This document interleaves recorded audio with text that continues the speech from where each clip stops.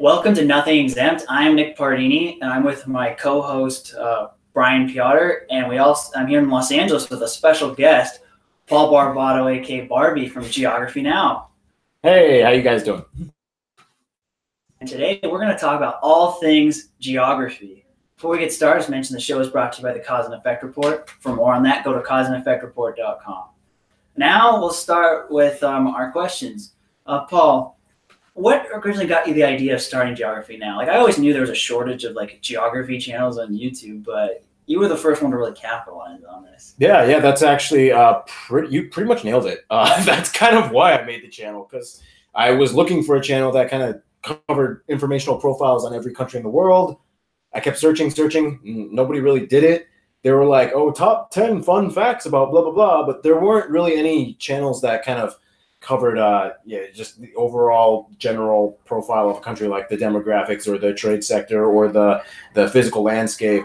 So I just basically one day in the end of 2014, beginning of 2015 said, fine, I'll do it.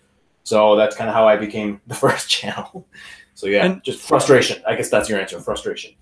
And I know how hard it is just to get a podcast off the ground, and that doesn't involve any editing or animations or any of the cutouts that you do. So tell me, like, what was that like starting off the show and just diving in deep into animation and figuring out how to put a video together? Yeah, that is actually a good question. So before I even launched this channel, I deliberately spent like 3 months learning how to do motion graphics and After Effects. My friend Jason taught me the basics, and I had to learn everything about keyframing and opacity and positioning and all that other stuff. It's crazy. And in the first few episodes, I actually did all the animations myself. I did all the motion graphics and the little country looking at you and all that stuff, and I had to learn how to do all that. So I had to prepare a lot. I knew that if I was going to make this channel, I wanted to make it good. I didn't want it to just be me talking in front of a webcam and like saying stuff with little corner box images. Like, no, I wanted there to be full screen animations. And then after a while, I realized that was a lot of work. So I had a few volunteers that helped make the animations, and then I found Ken, my graphics guy, and here we are today. So yeah, I have a guy that does it for me. Yeah, speaking of geography, have you ever played the board game Where in the World? Where in the world is Carmen Sandiego? No. There's this game called Where in the World. You'd love it. It's basically a board game like Geography Now in a board game. Really? Wow. Like, you spin a spinner and you have to answer a certain question about like a country. They'll say like each country in the continent has a number, and they'll say like you draw a card and your opponent says, what is like the main religion of country number 1? I would love that game. I would love to play that game. Yeah. Yeah, that's how I learned a lot of geography, playing that at my grandma's cabin. I have an app called World Geography, and it kind of does the same thing. It just asks you random, and you can even select your own continent, and it's just random trivia. I love stuff like that. So yeah. So yeah. Well, speaking of games, would you be interested in playing a geography game between the two of you, having a little? I absolutely would. Yeah, I want to ask Paul some more questions first, though. No. Okay, I gotta explain the rules while they're still in my head, okay? Because otherwise they're gone. Here are the rules. And then we can move on. But yeah, Paul. Yes. We're gonna have me ask a question, and then you get to respond with a beep. Now you get to choose a low beep, or a high beep, and Nick is gonna do the opposite. So you can say beep. Oh, okay. Let's just say buzz. Oh, I'll be the low beep. Beep. Or just raise a hand. That might be easier too. Nope. That's not how it's gonna work, Nick. And you're gonna do a really high beep. So Nick, show me how high you can take those vocals. Beep. I'm really not good at that. I'm sorry if you're listening. That must have hurt. Okay, Nick, you can go ahead and ask a few more questions. That's really all I wanted to say. Okay. So, I mean, you've done a lot of traveling. What is the most interesting place you went to and why? Oh, so many. Okay, well, I would say probably one of the most recent trips I took to Greenland. That was, for the longest time, my #1 destination on my list, because for some weird reason, I'm fascinated with the Arctic. It's like one of the most uninhabited regions on the world, and it's very inhospitable, but people still thrive there in certain areas, like Nuuk, Greenland, the capital of Greenland.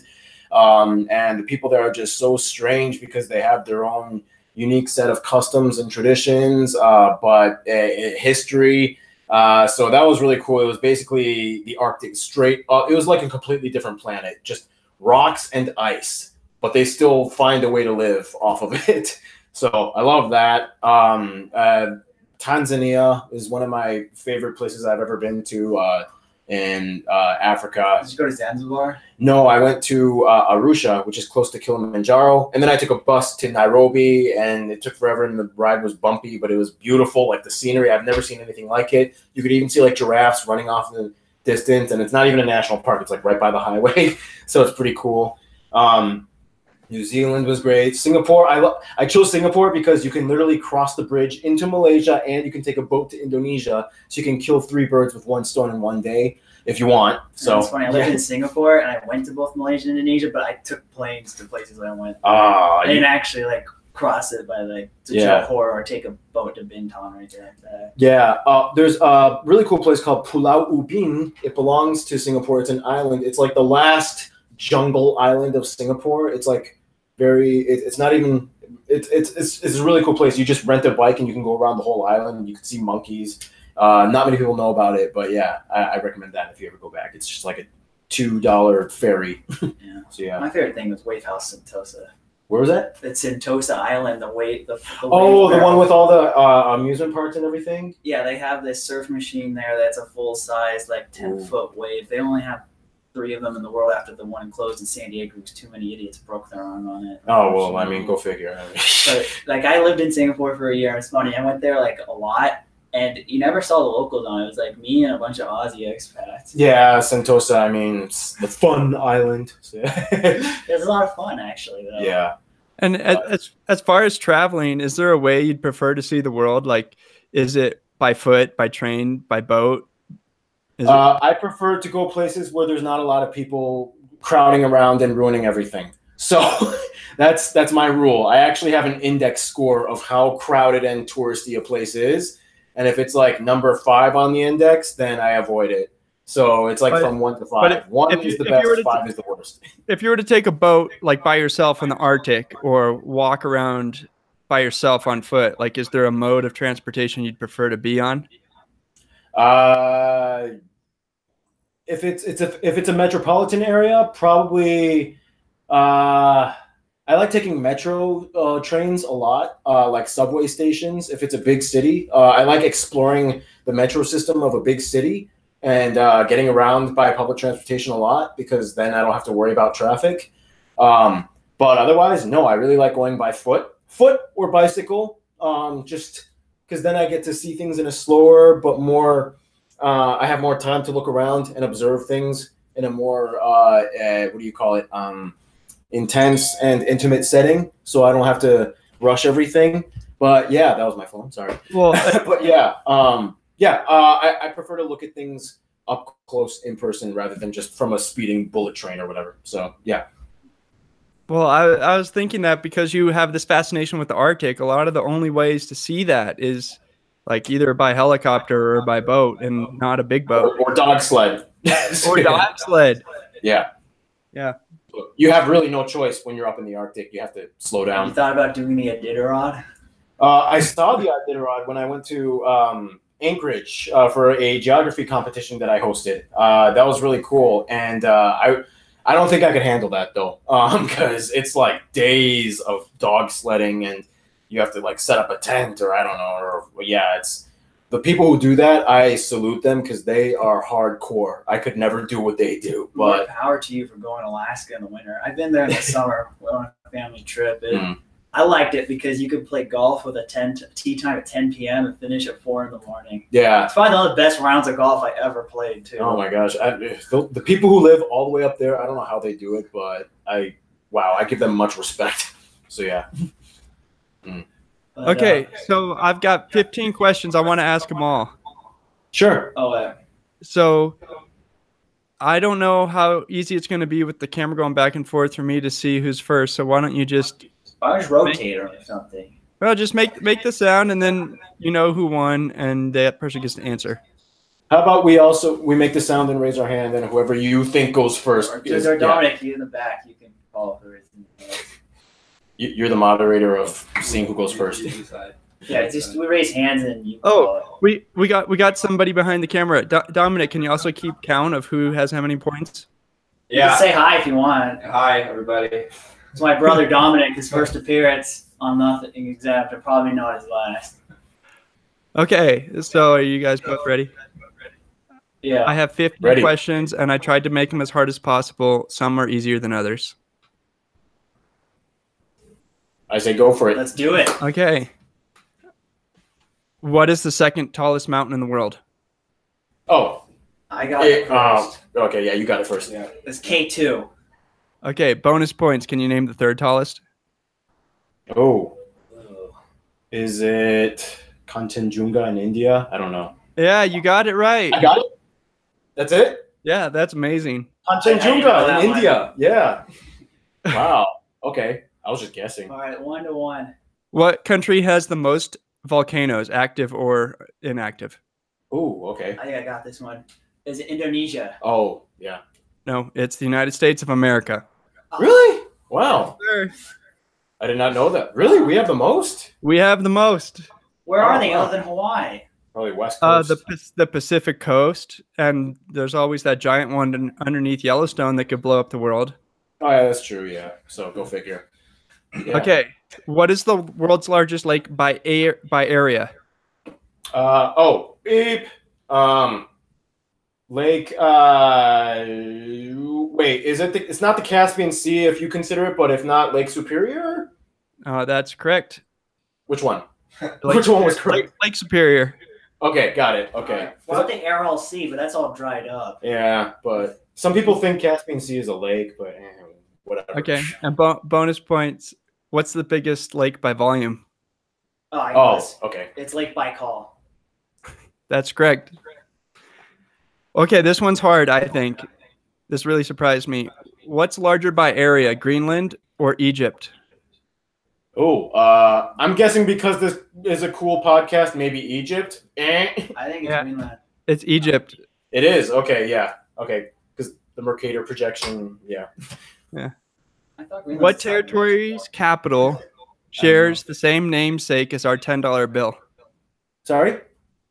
Okay, this is... I know this one. What territory's capital shares the I same know this namesake as our $10 bill? Mississippi.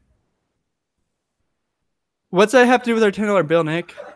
Oh, Wait. I said the 20.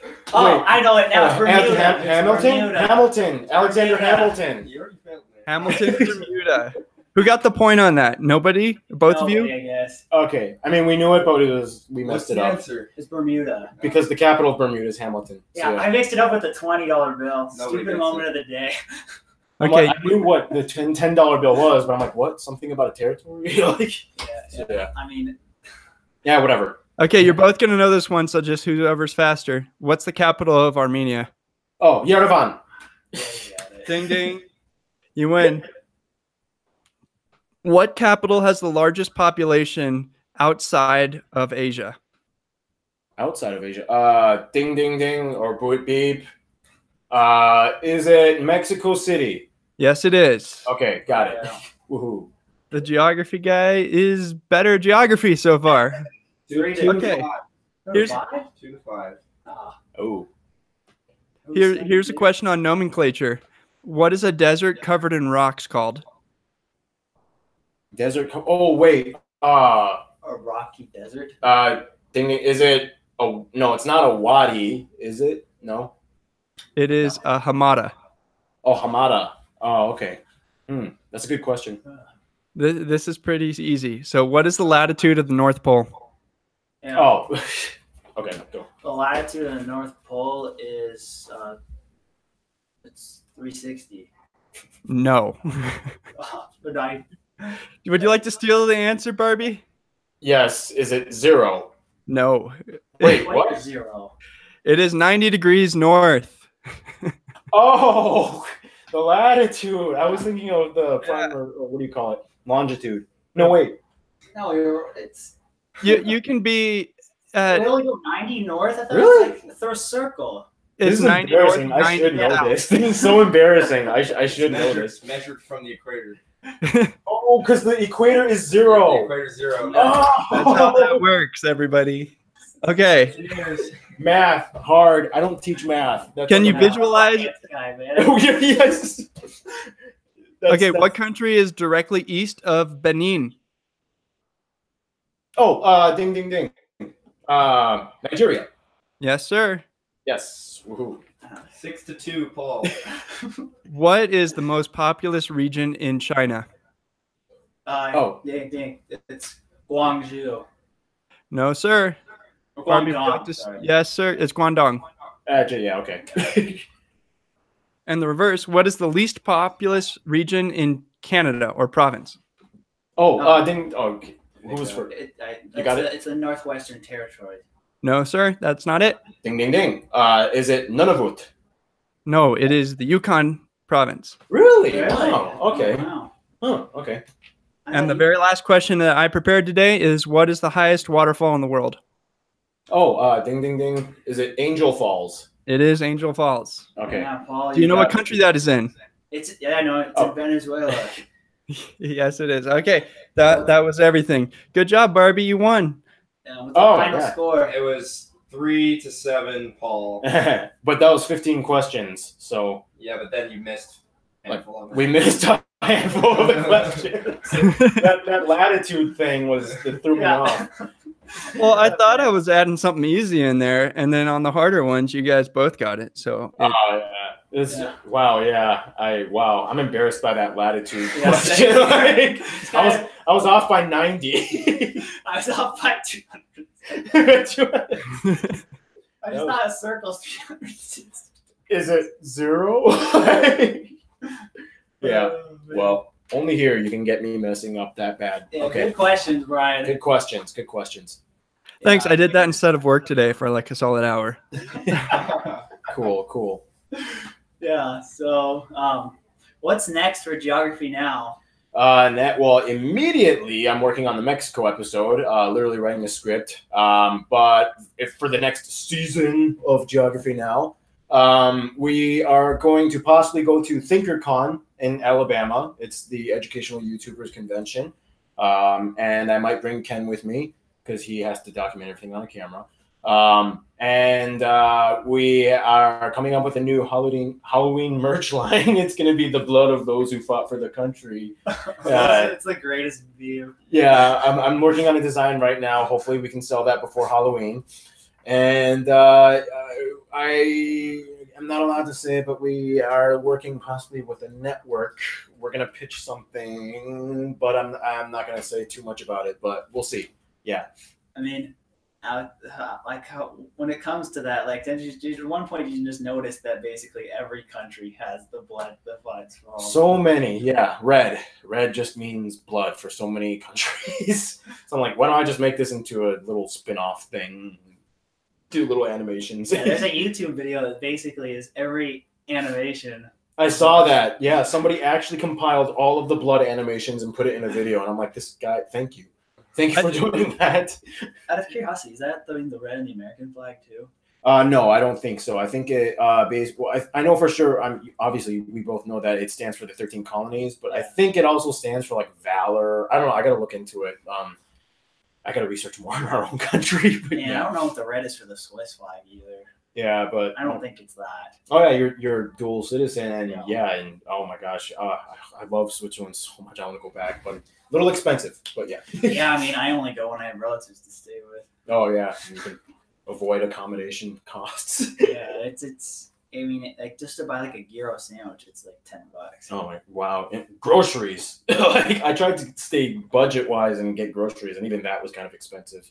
So yeah. And where'd you go in Switzerland? Mostly Zurich, but this is a cool trip. If any of you guys want to travel around Europe, I'd recommend this. Go to Zurich, and then you can literally do a day trip through 4 countries in one day. So Switzerland, Liechtenstein, Austria, and Germany. You just go right across, I think it's the Bodensee, the little lake over there. And you just go around the lake, and you can cross 4 countries in one day and then drive back. It's like it only takes like 2 hours. So I recommend, and you get to go to Liechtenstein because it's like right there, right next I to went it. to Liechtenstein when I was doing my semester abroad in Italy. Yeah. Only really, I mean, the castle was cool, and then they had this really weird mini golf course where it was all concrete. No, I didn't even see that. Yeah. Played with my cousin out there. All I know is if you go to the post office, you can get a stamp on your passport. So I did that. So Barbie, how many notches on your belt for countries and how many left to go? I have, I think 37. Yeah, because last year we did a heritage trip. I did it with my mom, and we went to all the countries of our heritage plus a few extra. And so we ended up going to 10 countries in Europe, and yeah, those including the Vatican, I guess you could say. So yeah. But yeah, that added a lot, and it was great. So I guess I have what minus 37. I don't know, like 170 something left.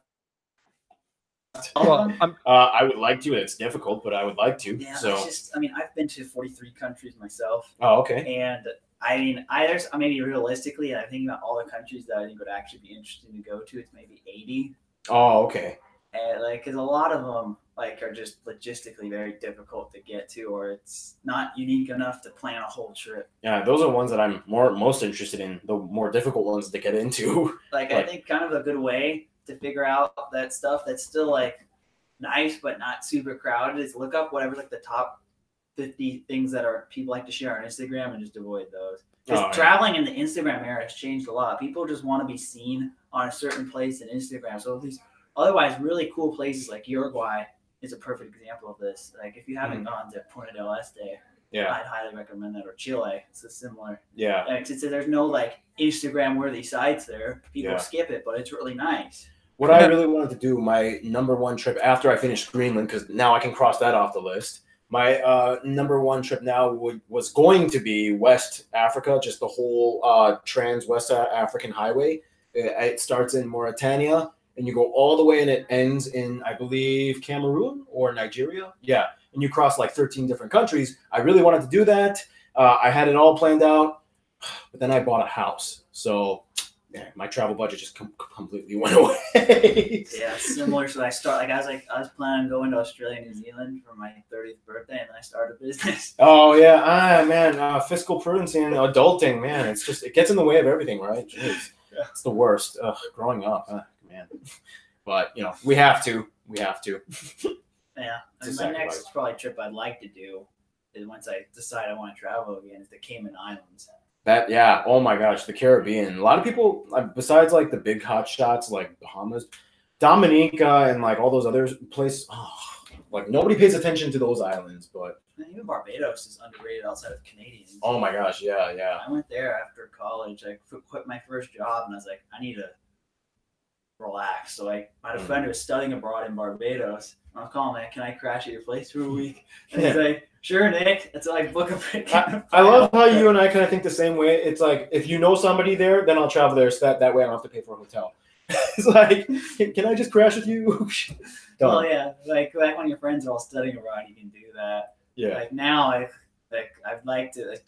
I mean, it depends on the place. Like certain places like Africa, I'd only really want to go if I could stay at super nice hotels, just because it's kind of dodgy. Other places, I'm a little more exploratory. Yeah. Now, for me, I'm the opposite. I like those shantytown, like concrete shanty houses. I love that stuff with corrugated metal roofs and like I don't. For me, that I love that stuff. I love the grittiness of a nation. I don't mind staying in a slum. Like I've done it before in Nairobi, and that was one of the coolest experiences I ever had. And the key is though, you have to know a local. You have to stay with a local. You do geography now, so you probably know a local everywhere. Well, I can get in contact with pretty much a local, so it's like Go to India if you like that stuff. Oh yeah, like, I went to India with my mom for her 50th birthday, and it was interesting. It basically kind of revived my faith in Christianity. Yeah, because I was like, oh man, I'm so fortunate to live in a civilization based on certain values, and this one's completely different. And it was kind of like you really get to see experience. Yeah, when you're immersed in that whole setting, it really kind of just blows your mind. So yeah definitely. So what was the most fun video that you did in terms of like personal interest, and what was the one that was the most challenging to do? On Geography Now, like video. The most sorry, can you repeat that? Most fun personally that you enjoyed the most learning about the country, and the one that was the most difficult to do. Oh, okay. There's a lot of countries. Well, basically, any country video that I have my friends in it is probably going to be one of my favorites. So I had a lot of fun on the Ireland episode because Potter, my Irish guy friend, he was he was in the episode, and let's see, the first episode where Ken hosted, I think it was Kibberbus. That was really fun. Oh, the Lesotho episode was really fun because it was like our halfway done special, and we did that little skit where Ken got fired, but then I had to rehire him, and it was a little meta, but I do that every so often just because it's fun, and I know I have to teach geography, but you got to have a little bit of fun every so often when you do the videos.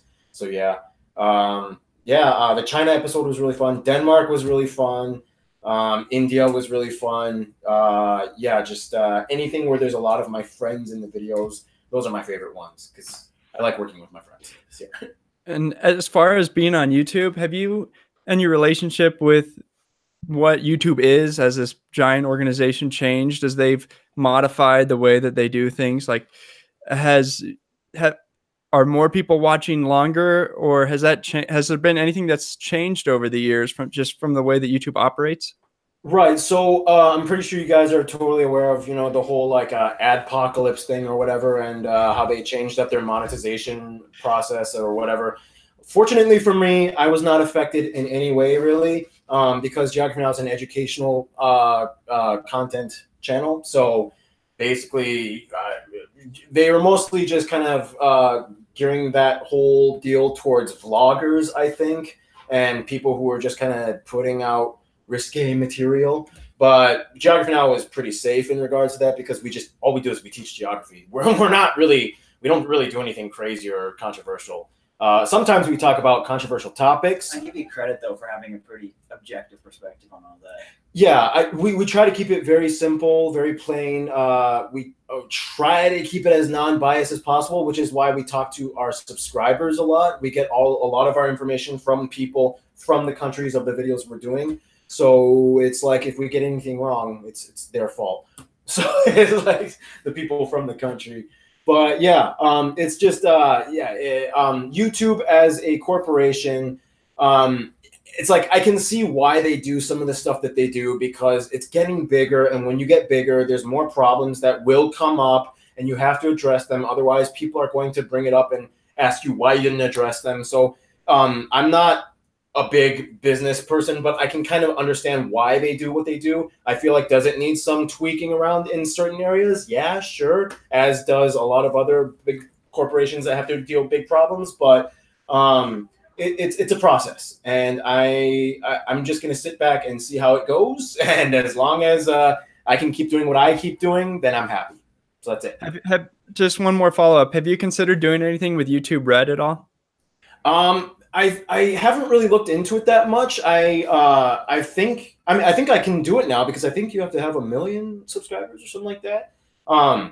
I am not opposed to it. I just don't know how that would go, and I don't know enough about YouTube Red. I don't know if that would be advantageous or not. If it is, great, I'll jump into it. If not, then I don't know if I should. I know YouTube Red subscribers can watch Geography Now anyway, but in terms of doing like a Geography Now special for YouTube Red, I feel like that would take a lot of production time and energy and resources and money, and maybe in the future I could do that if we build up the amount of resources to invest in that. But right now, I just got to make Geography Now videos on countries, and that's kind of what's sustaining me for right now. But I'm not opposed to it. I am open to it, but right now I don't think that will happen anytime soon, but who knows? So yeah.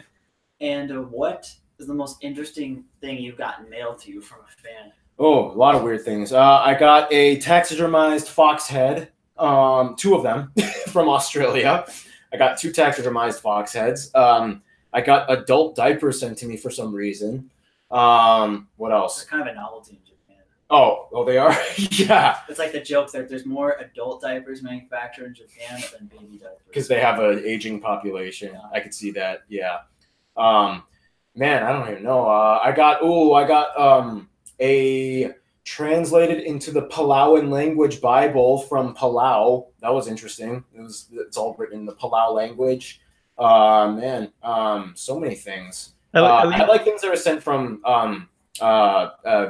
far off, distant, secluded areas that not many people know about. Like I don't know, I got something from Guam one time. That was really cool. I forgot. Cards in my room, as you can see, if you could like move the camera around, you don't have to, but every postcard I saved, and these are just some of them. So in my room, in this office. So yeah. Do you think you'll ever end up going to Tristan da Cunha? I got something from Tristan da Cunha. A volcanic rock. Oh, and North Korea. I've gotten stuff from North Korea before. That's really cool. Some of my subscribers have gone there. I got a pair of slippers from the hotel that the guy stayed at. I had to throw them away though because one of my friends threw up on them. But yeah, true story. But Tristan da Cunha. That was I had somebody send me stuff from there, but I would love to go there. Really far off place. I got something I believe from Ascension Island as well, which is like just north of Tristan da Cunha. Yeah, apparently Tristan da Cunha is like the hardest place to get to that has like a town. Supposedly it is. The only way to get there is like from a week or 2 week long boat ride from South Africa. Like it obviously has no airport, but yeah, that would be a real challenge. That or like I don't know, maybe Pitcairn Islands, yeah, and it only has like 48 people on it. So well, I watched a documentary on YouTube about it. It's actually really some of the most dangerous waters in the world. They take like this boat from like Tahiti to Pitcairn. Oh, really? Wow. And like, yeah, I don't know if it's worth the trip. Yeah, what about Napoleon's Island? Isn't that also just a voyage? St. Helena, yeah, that's a little bit easier to get to, but yeah, it's the same deal. It's again one of those remote Atlantic islands that nobody can get to. So yeah, only by boat. So yeah. Yeah. I think you have to invade Russia unsuccessfully to end up there. Yeah, pretty much. Yeah, I mean, if I was gonna go to a weird place like that, I would try to go to Tristan da Cunha. There's all these random countries that, like, maybe once I'm done with a certain other goals in my life, or I've gone to everything else. Like, I have different categories of like stuff that I have to do before I die. The other stuff would be nice, and there's stuff that like, if I'm just gonna go full crazy, all right, I'd go. And places that I'd hire my cousin, who's basically my size, 6 feet tall, but 100 pounds heavier, and a D3 college football lineman. And I was like, if you learn how to use a gun and a knife, I'll take you with me to any country in the world that's dangerous. Right. But yeah, I mean, well, obviously, also Antarctica has to be on that list as well. Well, Antarctica's on my must place. Yeah, eventually. But like, yeah, like those are places. Like, if I have to bring like a bodyguard, then I probably shouldn't be going there. It's probably a good idea. Yeah, well, for me, it's like for me, it's not so much I would need a bodyguard, but I would need a local. Locals know their countries the best. So if I ever went to somewhere like Somalia, I would want a Somalian person showing me around and kind of guiding all the place. Because, I mean, I don't know. I find more safety in locals. Well, that's how I feel about the Soviet bloc. Like, I don't even think a bodyguard would help you there. You need just somebody who knows those countries because they don't speak much English. Right. And Russians could come off as unfriendly, even though I've heard they're actually pretty nice people. Oh yeah, no, yeah, it's but yeah, you kind of need to have people. Like that's why I went to Japan. Like I went to Japan with a friend of mine who's teaching English there, who's fluent in Japanese. So without him, at the times I was without him, I felt like Bill Murray in Lost in Translation. Yeah. And then I was with him. It was easy. Actually. Oh, Nick, you're the one person that saw that movie. Okay, I'm the only person. No, I saw that movie. I did. Yeah, I actually did see that. Yeah. But it's a good analogy for when you're in a country that you can't read the text or speak the language. Yeah. That's how you feel. You should see it. It's so interesting, though, because this world is becoming a lot more Anglo-globalized. So many people, especially younger generations, speak English now. It's almost universal. I think Japan is like really the only like OECD level developed country where you still kind of have those problems. Yeah, but even then you'll find people every so often. But and we're already like at the early stages of like the Star Trek translator, where you're going to have an earbud in your ear and you're not going to have any problems. Right. I mean, what do you think about the future of foreign language education generally? Well, I mean, if you look at the statistics, I mean, obviously English is the most prominent secondary language taught in the world globally. I think, of course, Spanish and French are second and third. I think, don't quote me on that. But I think, I mean, and there's a lot of languages that are dying out. There's a lot of that are becoming extinct or endangered because they're not deemed as useful as these world. And you see this throughout history too, like in the Roman Empire, A Koine Greek was preferred in almost every region. Even in Northern Africa, they were speaking Koine Greek. And so it's like they need a universal language to kind of, what do you call it, a lingua franca to communicate amongst regions that aren't the same. So, and that's exactly what's happening today. You see it happening throughout every region of the world. Even Brazil is starting to learn more English. Like they're preferring English over Spanish, and they're surrounded by Spanish speakers. So it's like, that's how crazy it is. Well, I think it's just going to be more universal. Well, I think eventually, just with the way we have these headset technologies, like there are already certain things you can talk into it, and then it will broadcast out in their native language. Right. That by the time like we have grandchildren, they're not going to need to learn a foreign language. Maybe sooner than that. Maybe, yeah. If you put in the technology factor, yeah, that could also be the case too, which would make it easier. And if that's the case, I don't know how globalized English would be then. I think it would still be generally very globalized, though. So, yeah. Brian, were you going to ask something? Oh, I was going to say there's this English skit about people speaking Dutch and how nobody actually knows the language. Have you seen it? Yeah. I think I know what you're talking about. I'll try to find it and put it in the show notes afterwards. Maybe top comment. I'm not sure how Google Live works. Maybe I can't put it in afterwards, but I'll try. Cool. Nice. Well, do you have any final questions, Brian? You were talking about your North Korean shoes, and I'm just thinking about how different LA and North Korea are. Can you imagine bringing somebody over from North Korea and putting them in downtown LA? Do you think that they would think it's crazier than North Korea? Oh, yeah. It's I wouldn't even know how they would. I mean, I did the North Korea episode last year, and I actually have gotten fan mail from 2 North Koreans. Like they actually moved to the United States, and they wrote me a letter, and they talked about their experiences in North Korea. And it's very interesting because they left mostly because of economic factors, but not necessarily because they hate the government.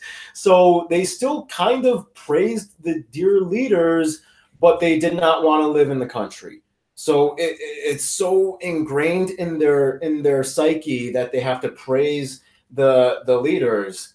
It's just part of how they grow up. And even when they decide to leave, they still praise the leaders, even though they prefer not to live in the country. So I thought that was really interesting. And when they come to, when North Koreans, we do have North Koreans in the United States. There is a small community of them. And from what I've heard from them, they just share testimonies of how it's almost like a time warp, how North Korea is kind of like stuck in the 60s and 70s technology-wise. Sounds like Santa Cruz. Santa Cruz, yeah. Yeah, and it just boggles their mind how everything is like in neon lights, and it's just fast-paced, and the economy is just rushed, and everybody's buying, everybody's getting stuff and commercialized and on TV, and you go to North Korea, and it's like a step back in time, and it's a huge culture shock for them. And I understand that. I understand. And when you go to a place that's just so fast paced and money driven, it's just a huge shock for them. So, and it would be a shock for us to go there as well, I can imagine. So, yeah, I've got 2 more questions before we'll wrap up the show. Sure. The first one is, what country do you think, whether the ones that you've studied or the one you've been to, is the most diametrically different than the United States in terms of the experience of being there? And second, what is your favorite U.S. city or state to visit outside of Southern California? Okay. So first one, which country is probably the most different from the United States? That's a really hard question because there's so many. Maybe the Democratic Republic of Congo. Maybe that one. Partially because of not only the overall cultural aspect with sub-Saharan African cultures and tribes, but also the inaccessibility to basic accommodations, electricity and Wi-Fi, all that stuff that we take for granted. But also the terrain, a lot of the country is not even accessible by road. It's actually accessible by river. You can't even get to certain villages unless you go on a river. Whereas for us, everything is just intertwined and connected through roadways and bridges. So it's like, that's not even something we even think about. And for them, it's deep jungle terrain as well. Animals, which is why I was just fascinated with the place, because I would love to go there because of the inaccessibility factor. But Man, yeah, probably maybe Democratic Republic of Congo. I would say maybe that one. And it is also, yeah, very economically different. But state I like to visit, California, the #1 state I'd like to visit. Well, I have already visited, or I would like to visit. Either one. What do you think's your favorite? Ooh, yeah, so many. A really cool country, I gotta say. You know, maybe not a state, but a territory. I would really like to visit the territories of the U.S. I still haven't gone to Puerto Rico. I would love to go there. And the Northern Mariana Islands, that would be really cool. And I have not. The one state I really want to go to though is Louisiana. I haven't been there yet. That's same here. I wanted to check out New Orleans. Yeah. I love the fact that we have a weird semi-francophone community in this state, and it's mostly in Louisiana. And I want to meet the Cajuns. I want to meet the Cajun-speaking people of our country because they're trying to revive their culture. They have French immersion schools that they've just built now, and they want the kids to start learning. And I love that. I want to see that, and I haven't seen it yet. So that's probably my #1 state I would like to go and visit. So yeah. Okay, I think that'll conclude the show. If you would like to find Barbie's channel, you can go into the show notes below. And I want to recommend to everybody watching or listening to go to his channel and watch every single episode, starting with A and all the way until Mexico. Though it might take you a while, he might finish about the same time you finish, depending on what speed you're going. They're fantastic, and it's probably good that you know a little bit about all the countries in the world, just on a basic level. But on top of that, his videos are absolutely entertaining, and I give them my thumbs up every time he posts one. Nick, I try to watch it as soon as it comes on my feed. Nick, is there anything you'd like to add? No, I mean, the thing is that if you'd like to follow more about us watching this through Paul's distribution, you could find us on YouTube at Nothing Exempt, or you could find us on iTunes at Nothing Exempt. Any reviews you write on iTunes helps get us good guests on the show, such as Paul. And we'd like to bring on more interesting people from all viewpoints and backgrounds. And then the other thing I'd like to mention is we also have our Twitter at Nothing Exempt and our subreddit. So there's many ways that you could follow what we're doing and check us out. Yeah. I'm just going to say, I can't believe I got that third tallest mountain question right. So, Kanchenjunga, India. Dang. Yeah. You're the only person who's humbled me in a geography trivia battle. I was like, wow, that was, yeah, okay. Those are really good questions. I could have never gotten that right in my life, but I could have told you the North Pole was 90 degrees north. So, it's all a mix. Yeah. I surprised myself and I embarrassed myself at the same time in one sitting. So, yeah. Success. Okay, everybody. Thank you for watching.